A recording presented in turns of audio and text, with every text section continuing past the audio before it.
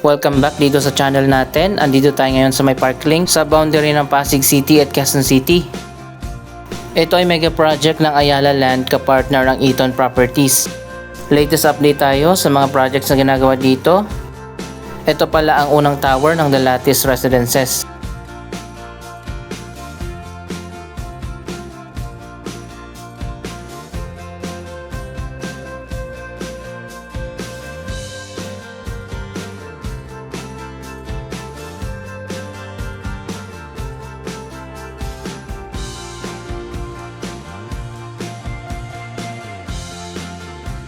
Katabi lang ito ng Bridgetown, ayan nasa kabila. Yan naman ay development ng Robinson's Land.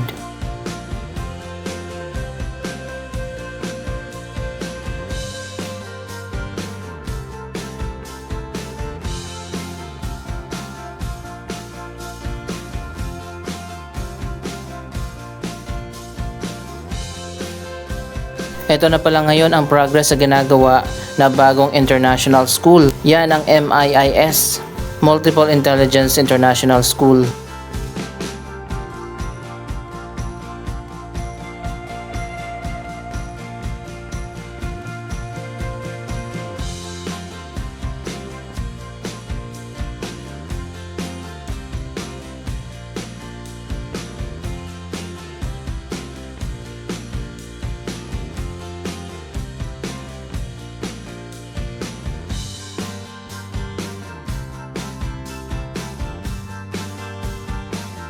Wow, meron na namang project dito sa kabila. Ano kaya ito?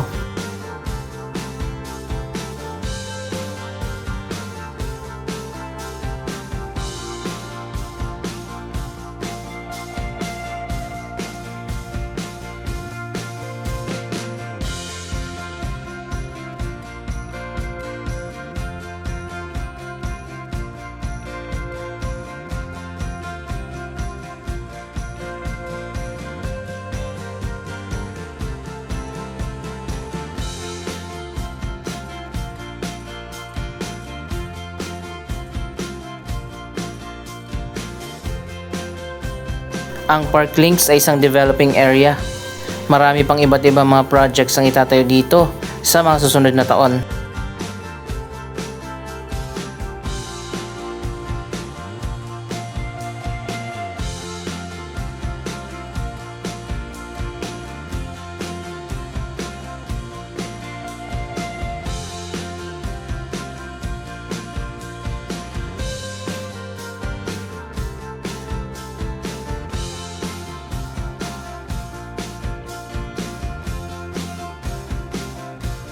Andito na tayo sa dulo ng Central Garden.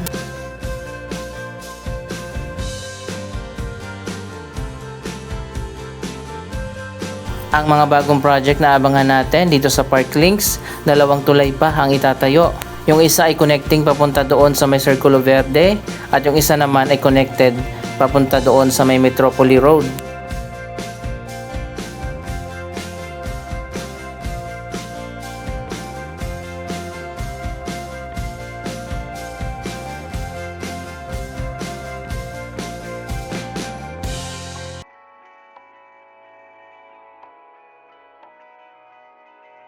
Darling, on the highway, doing 95 alone. Trying to reach you, call you, but you won't come to the phone. Remember me, said you'd be my heart's home. Guess you were biding your turn to go. Oh, I really should've known. Be with enemy till we hit a red light. Then I see the sun. Common sa mga Ayala development ang malawak na mga open space, katulad ng mga park at mga garden.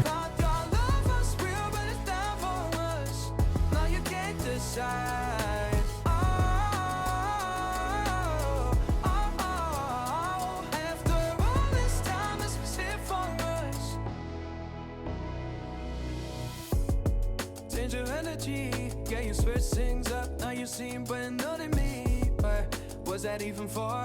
Was you playing your games? Was you really bored? No. I really should've known. Be with enemy till we hit a red light. Then I see the sights. Oh, after all that time, this is Ito pala yung kanilang dog park at meron pang children's playground. your love was real, but it never was. No, you can't decide. After all. Ito naman ang Park Links Experience Center. Diyan kayo pwedeng pumunta at mag-inquire sa iba't ibang mga projects na ginagawa dito at sa mga future pa na development. After all this time, this was it for us. Oh, I really should've known. Be with anyway. Ang entrance pala nito ay nandun sa kabilang side. See the side. Oh, after all that time, this was it for us. You don't wanna try. God, your love was real, but it never was. No, you can't decide. After all this time, this was it for us.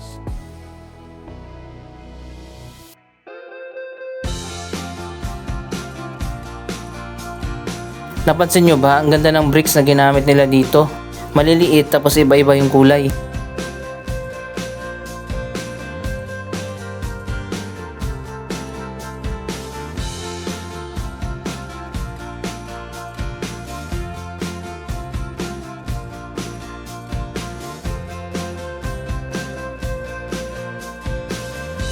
Meron ditong parking area sa harap ng visitor center.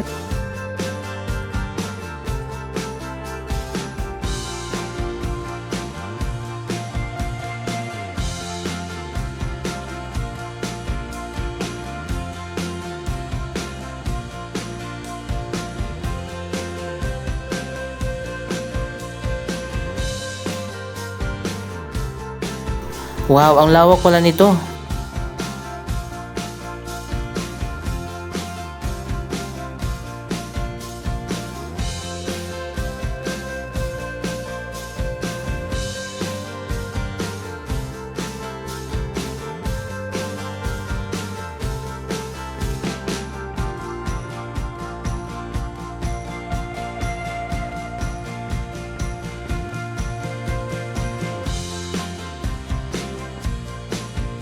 Siguro gagawin din itong terminal kapag marami na ang mga development na naitayo dito.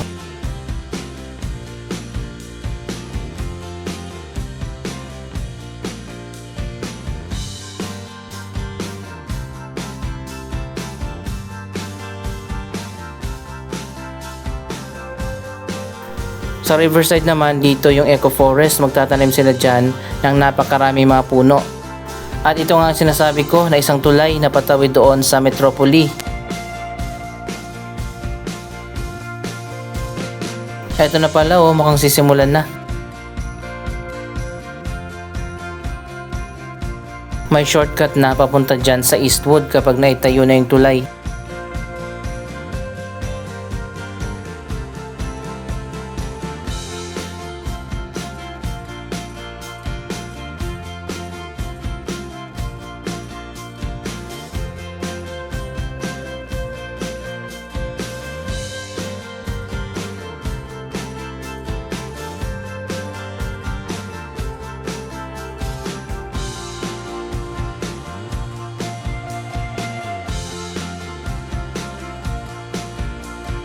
Eco Terraces pala ang tawag sa project na pagtatanim ng maraming puno. Dito yan sa may Riverside.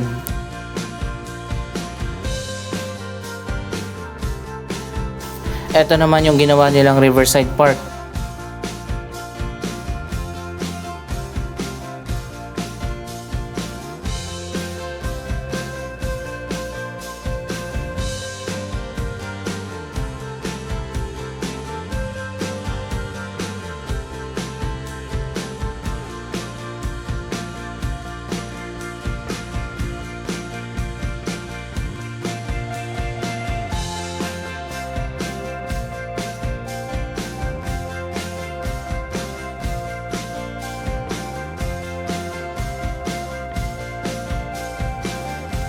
Patuloy din ang ginagawa nila na paglalagay ng wall dito sa gilid ng ilog.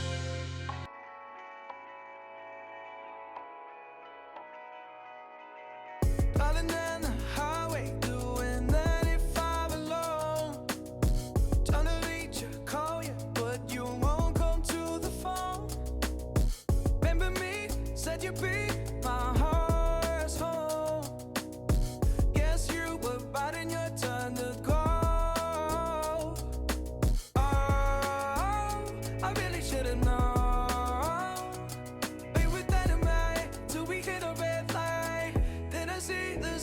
Wow, unti-unti na talaga na gumaganda dito sa Parklinks.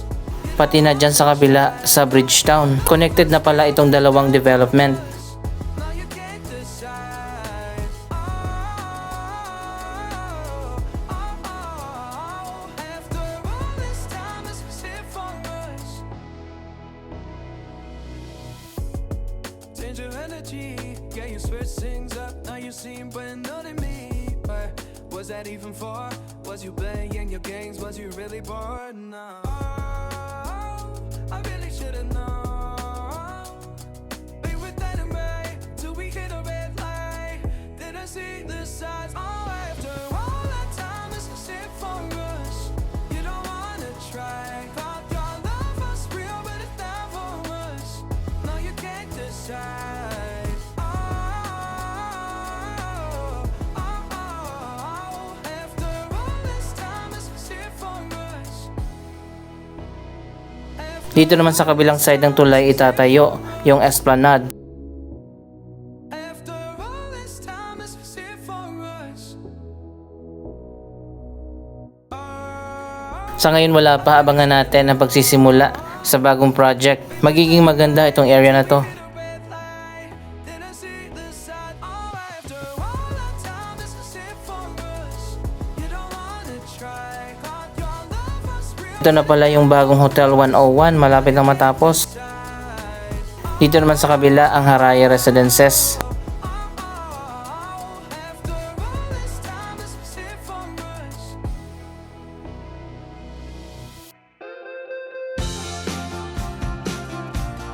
Dapat nga idiretso yung Riverside Walkway papunta dito, galing doon sa May Rosario. Meron nang nagawa dyan pero hanggang Bridgetown lang.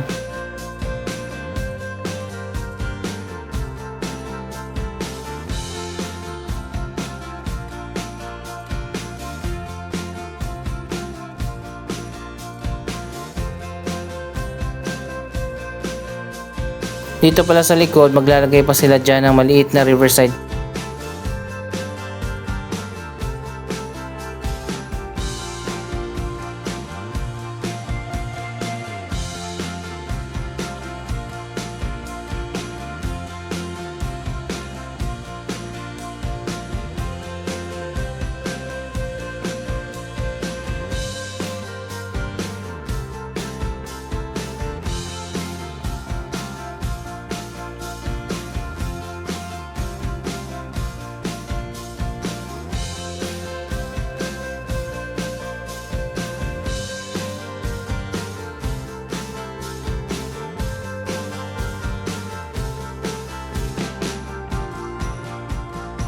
Ito ang Parklinks North Tower at ginagawa na ang South Tower. Dito sa kabila, sakop ng Pasig City. At pagtawid natin dito sa tulay, ito naman ay sakop ng Quezon City. Isa pang malaking project na ginagawa dito ang Ayala Mall. Ito na nga ang progress sa pinakabagong mall sa may C5. Napakaganda nito at napakalawak din.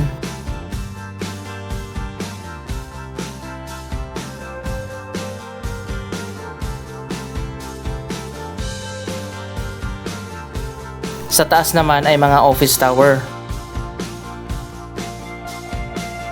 Siguro by December mag-opening na to.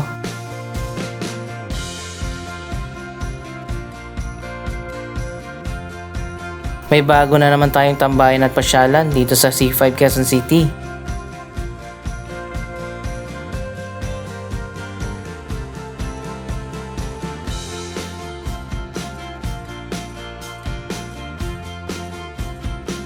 Connected naman ang mall dito sa Parklinks Towers.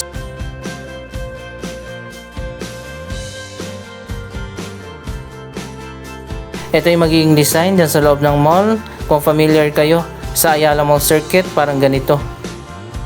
High ceiling dito sa may entrance. Anong masasabi nyo dito sa mga development sa Parklinks?